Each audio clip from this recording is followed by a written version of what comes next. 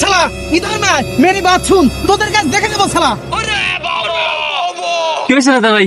শুনুন দাদা, আপনাদের সাথে যুদ্ধ আছে, অন্যরকম যুদ্ধ। অন্যরকম যুদ্ধ?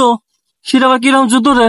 শোন তবে, আমি তোকে একটা থাবর মারবো, তুই আমাকে একটা থাবর মারবি, যে শব্দ করবে সে হেরে যাবে, আর হারলেই সে 100 টাকা দেবে, বুঝতে পারলি কিনা?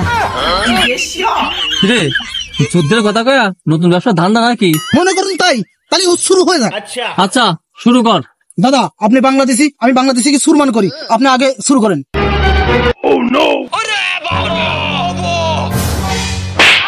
আর যাব না বেগুন তুলিতে ললিতে, আর যাব না বেগুন তুলি। দাদা আমি একটু আসতেছি, আপনি কিন্তু যাবেন না। अच्छा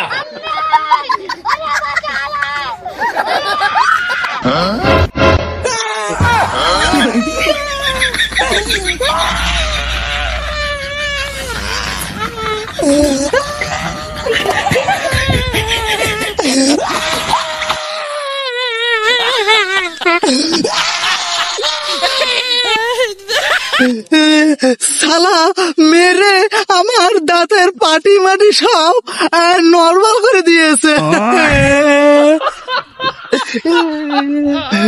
যাই, আমি যে চিৎকার করেছি ও শালা তো দেখে নেই, আমি মেরে টাকাটা নিয়ে আসি।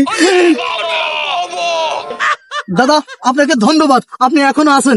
আমার একটা ইমার্জেন্সি কাজ ছিল, আমি কাজটা সেরে আসলাম। আমি কিন্তু ও শব্দ কিন্তু করিনি দাদা। এখন কিন্তু দাদা আপনার পালা দাদা। আচ্ছা ঠিক আছে, নে মার।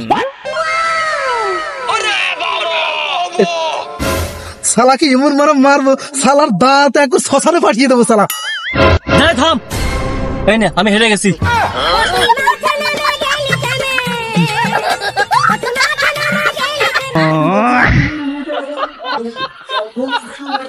এসব শালাদের সাথে কোনো কিছুতেই পেরে উঠি না। যাই হোক, মার খাই খালুম, তাও ব্যবসাটা তো ভালোই হলো, 100 টাকাও পেলুম।